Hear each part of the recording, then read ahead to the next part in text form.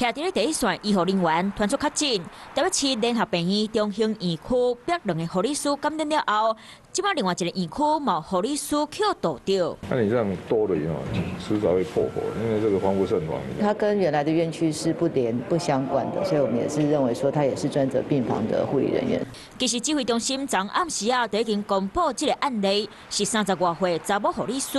昨日出现镜头，本来俩准讲是主疫苗衰反应，尾后因为做工课定期采检测得阳性，无几天就已经有3个联医护理师确诊，专职病房的标准作业流程敢需要调查。他们都是着3级防护装，这个运作方式已经2年了，所以目前为止我们也很想知道，到底是不是有一些穿脱上面的疏失。烦恼照顾病人的医护人员先倒落去，北市府已经叫健谈青年活动中心开始准备变房间。2家的 MOU 就是意向书，只要我们启动的话，他们就会配合。就是健谈这边，我们现在明天会清空原来在里面的居检的